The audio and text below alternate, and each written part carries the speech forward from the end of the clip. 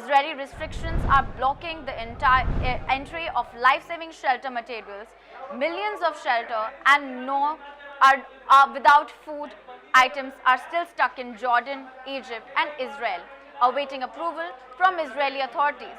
The shelter cluster, which coordinates humanitarian response in Gaza, warns that the conditions are rapidly deteriorating.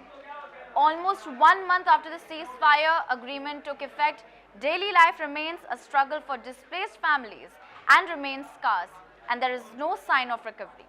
Let's listen in to what Mahmoud Antes, who was once a taxi driver and now lives with his family in a tent in Gaza City, shared his ordeal in the aftermath of the Israel-Gaza war.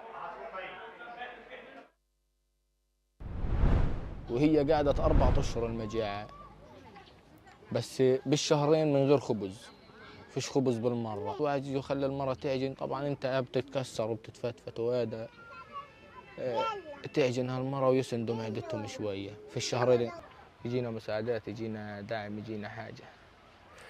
لا مساعدات ولا حاجة، فيش إلا تكية، ويمكن يوم بعد يوم ربطة خبز أو كل 3 أيام ربطة خبز.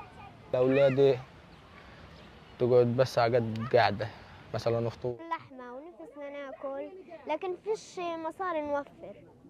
ومش أنا اللي نفسي، خواتي كمان كلنا نفسنا في الحاجات الزاكية.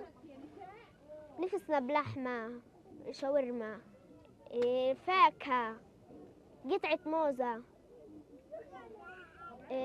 كلمنتينا.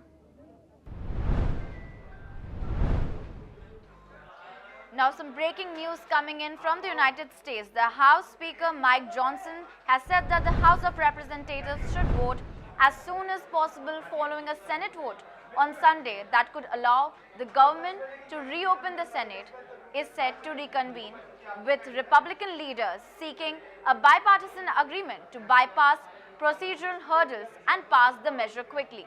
Without such an agreement, the Senate would need much of the coming week to complete procedural steps, potentially extending the government shutdown into next weekend. Sunday's deal was negotiated by Democratic Senators Maggie Hassan and Jeanine Shaheen of New Hampshire, along with Independent Senator Angus King in Maine. Let's in fact listen in to what Mike Johnson had to say. At the very moment that they do that final vote, I will call all House members to return to Washington as quickly as possible. We'll give a 36-hour formal and official notice so that we can vote as soon as possible to pass the amended CR bill and get it to the President's desk. As you all know, we look forward to the government reopening this week so Congress can get back to our regular legislative session. We have a lot of business to do, as you all know. The Senate's vote late last night of 60 to 40 opens the door now. The Senate is moving forward on an amended House CR, a continuing resolution, that will reopen the government until January 30th. Added to that are provisions to fully fund SNAP provisions through the end of the next fiscal year, which is September 2026, guaranteed back pay for all federal workers who have been made to endure these hardships over the last several weeks. And it also includes passage of 3 appropriations bills, which we're grateful to be moving through the process.